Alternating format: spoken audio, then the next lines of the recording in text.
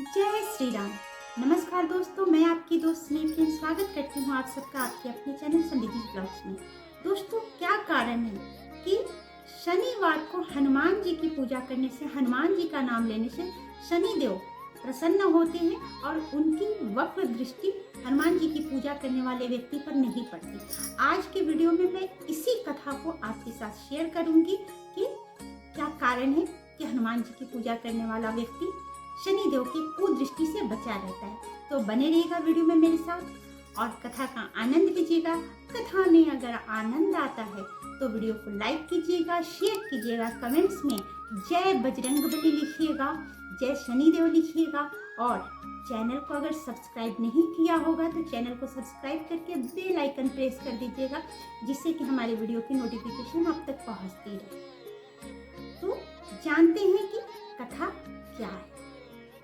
दोस्तों, शनिदेव न्याय के देवता माने जाते हैं। देवताओं में जो उनका स्थान है, ग्रहों में जो उनका स्थान बनाया गया है, वो न्याय के अधिपति हैं। तो हमारे जो कर्म होते हैं, हम मनुष्य जो पाप कर्म करते हैं या कोई कुकृत्य हो जाती है मनुष्यों से, तो उन सबका लेखा जोखा उनके पास होता है शनिदेव का। और शनिदेव बहुत ही स्ट्रिक्ट कह लेंगे उनको, क्योंकि वो किसी को माफ नहीं करते हैं अगर कोई गलती करता है। और उनकी वक्र दृष्टि अगर पड़ जाती है तो उस व्यक्ति के जीवन में दुखों का अंबार आ जाता है। सबने सुना होगा कि शनिदेव की 7.5 लगी है या ढैया लगी है और व्यक्ति बहुत परेशान हो जाता है।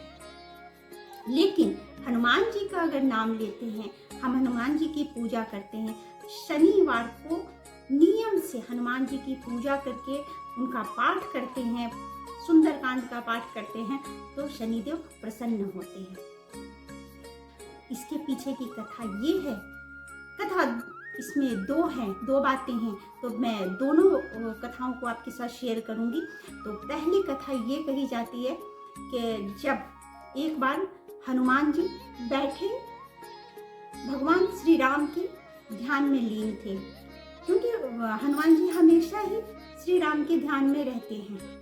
उनका हर समय हर पल जो है श्री राम को समर्पित है और भगवान राम का ही नाम लेते रहते हैं। तो वो एक बार वो ध्यान में बैठे हुए थे, श्री राम का नाम ले रहे थे और शनिदेव जो कि बहुत शक्तिशाली ग्रह और थोड़ा उनमें घमंड भी आ गया था।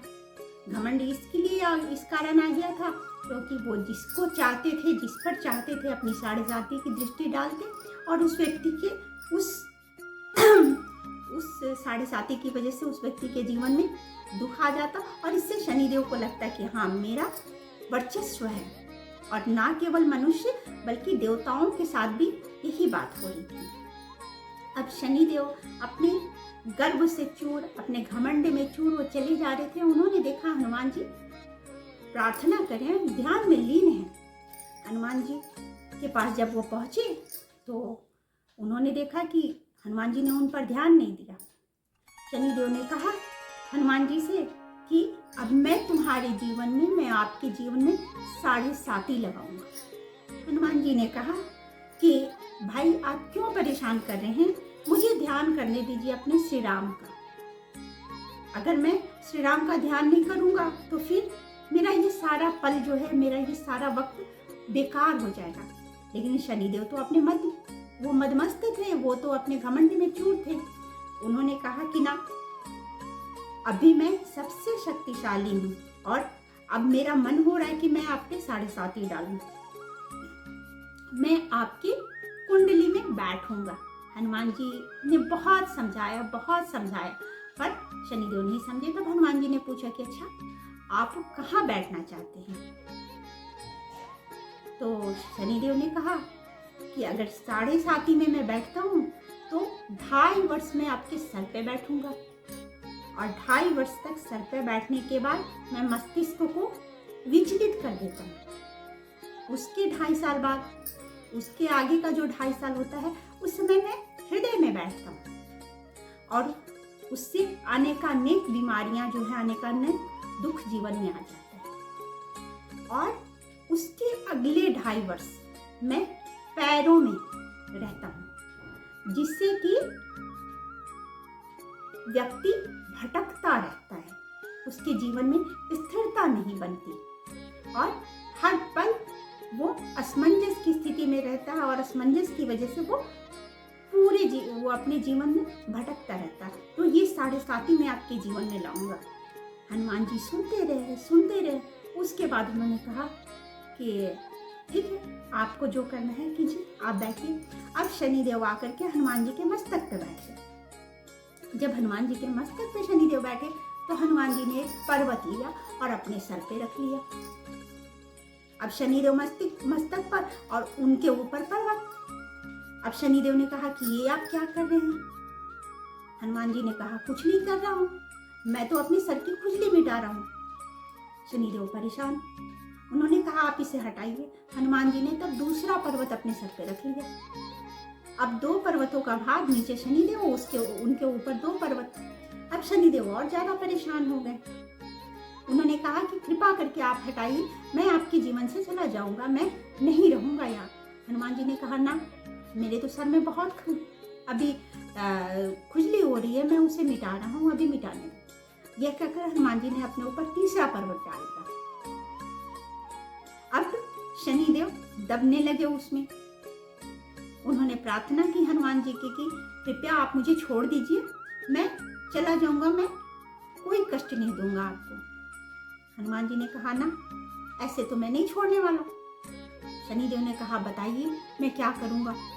तो हनुमान जी ने कहा कि आप केवल मेरे पास से नहीं जाएंगे, जो भी व्यक्ति मेरा नाम लेगा, शनिवार को जो भी व्यक्ति मेरा नाम लेगा, आप उसे कभी कष्ट नहीं देंगे। और शनिवार क्या, कभी भी मेरे नाम लेने वाले व्यक्ति को आप कष्ट नहीं देंगे। शनिदेव ने हाथ जोड़ा और कहा कि ठीक है प्रभु, मैं ऐसा ही करूंगा। मैं उस व्यक्ति के जीवन में कभी भी नहीं आऊंगा जो व्यक्ति आपका नाम लेगा, आपका स्मरण करेगा, आपकी पूजा करेगा, आपका पाठ करेगा। और तब से ये बात है कि हनुमान जी की पूजा शनिवार को की जाती है और शनिवार को हनुमान जी की जब पूजा करते हैं तो शनिदेव की कोई वक्र दृष्टि उस व्यक्ति पर नहीं पड़ती। अब दूसरी कथा इसमें जो है वो ये है कि जब रावण के पुत्र मेघनाद का जन्म हुआ था। रावण बहुत ही शक्तिशाली है, तो सभी को पता है, क्योंकि वो त्रिलोक विजयी थे।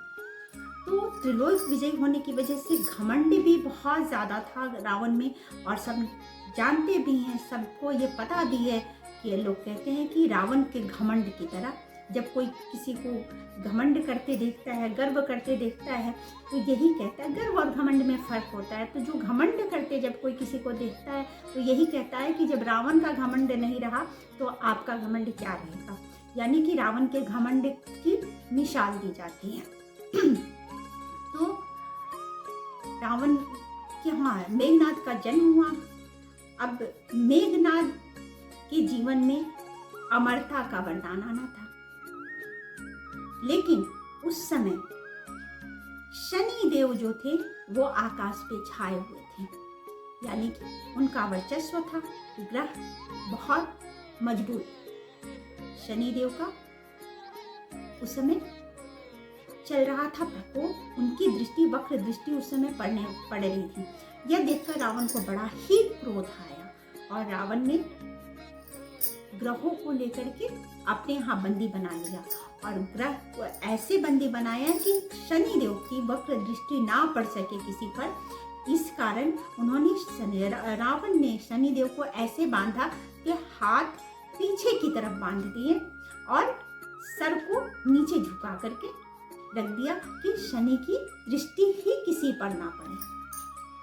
अब जब राम जी की भार्या सीता मैया रावण के द्वारा हरण कर ली गई, जब रावण हरण करके माता सीता को लेकर के आया तो राम जी का संदेश लेकर के, उनकी मुद्रिका लेकर के जब हनुमान जी पहुंचते हैं लंका में, तो सीता मैया को ढूंढते ढूंढते खोजते खोजते वो उस जगह पहुंच जाते हैं जहां सभी ग्रहों को बंदी बना करके रावण ने रखा हुआ था।